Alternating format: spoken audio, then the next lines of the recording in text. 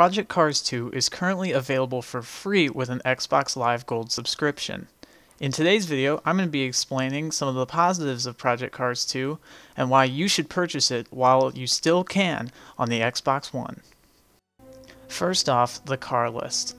This car list is incredibly diverse in this game. Everything from your favorite road legal cars to GT4 Jenettas to LMP cars. Basically, it's all here.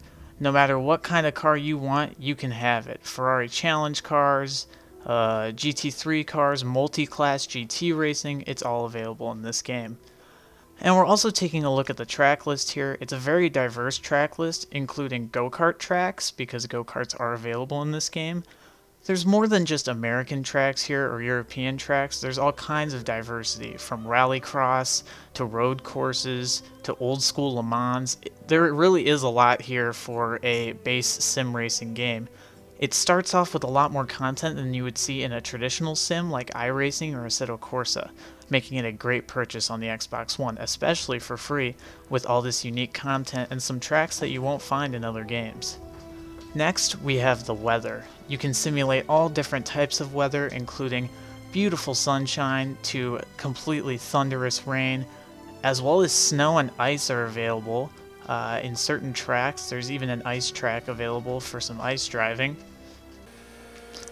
And keeping on the topic of weather, here's some gameplay of the Ferrari 488 Challenge car at Daytona Road Course. You'll see we're running just the clear weather here. I'm actually running this on PC, that's why you're seeing 60 FPS. I believe it is not available at 60 FPS on consoles and is locked to 30. However, it is incredibly smooth and we did not suffer any frame drops while testing the game. Speaking again about weather, you'll see that the skybox is incredibly detailed, lots of clouds in the sky that can form if you have rolling weather progression. Personally, I like to run 5 lap to 10 lap sprint races that usually don't have a lot of weather variation, but when they do, the clouds do move in quickly and the skybox does change quite rapidly.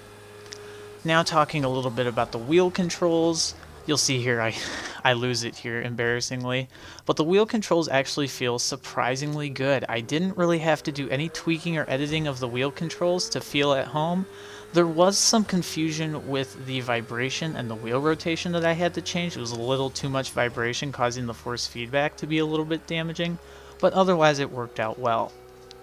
But this is where things get kind of rough. The controller settings at default are not strong. They're definitely not good. Personally, I'd recommend you go check out Super GT's video on his controller settings for Project Cars 2, which I'll link in the description below. Those are the settings that I'm currently using, and they make this game much more tolerable to play. While we look at our laps here, you can see we have complete in-car telemetry. You can see everything from braking temperatures to suspension travel and bump, what kind of tire compound you're on, as well as the PSI. You'll also see that there's some inner, outer, and carcass tire wear that you can look at up in the middle. And overall, the tire wear in this game is actually pretty good. It works well in sprint races, however, it can lead to more strategic gameplay in long races, which makes for some interesting gameplay. The sound in this game is also fantastic. You'll see in these next few laps that I cut to here, I'm going to shuffle between some of the views being first person, third person, and also there's a helmet cam and dashboard cam, where the sounds actually do vary quite a bit. In helmet cam, it's a little bit muffled versus dashboard camera where you can really hear the engine behind you, versus hood view where there's a lot of wind noise and not as much engine sound. So overall, the sound in this game is also pretty phenomenal, making this one of the most immersive sim games you can buy today. Now for the rough parts, the parts that might not make you want to play this game very much. The first one is the steep learning curve. As you can see, there's no racing line on track telling me when to brake and telling me when to accelerate. I had to figure out all that stuff on my own, which can lead to be a pretty difficult experience for newcomers. This is something that Project Cars 2 struggles with very often, just like me driving around this track. The game struggles with making itself user-friendly. You'll see I'm pulling up the car menu here, which you can use with up on the D-pad on an Xbox controller. That's something that you wouldn't necessarily be able to figure out as a new player. The other issue is that the default controls for the controller make it so your shift buttons are left bumper and right bumper instead of X and B like Forza.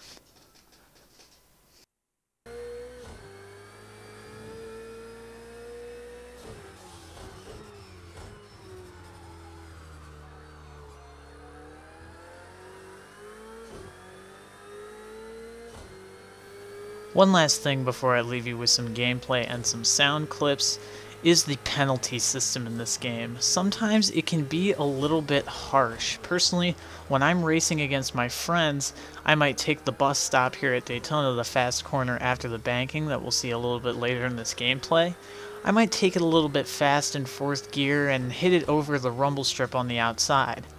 I didn't actually exit the track limits and I still have 2 tires on track, but the game still gives me a slowdown penalty.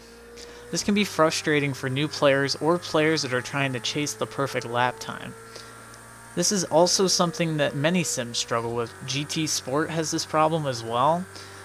If you're a new player, I highly recommend turning off the penalty system for this, as it can make it more challenging to learn tracks as you feel discouraged as your times aren't actually being counted due to exceeding the track limits.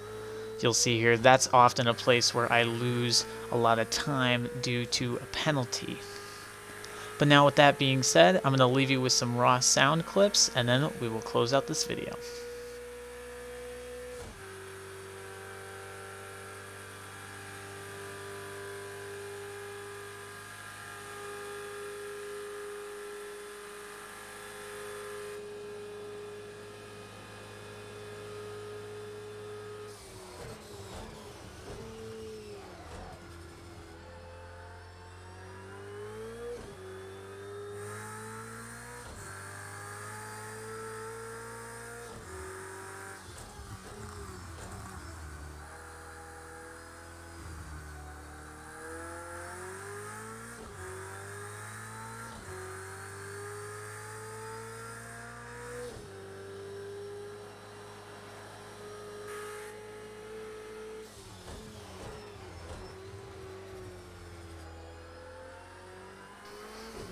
After hearing those sound clips and watching this gameplay, as well as hearing my thoughts on this game, what do you guys think?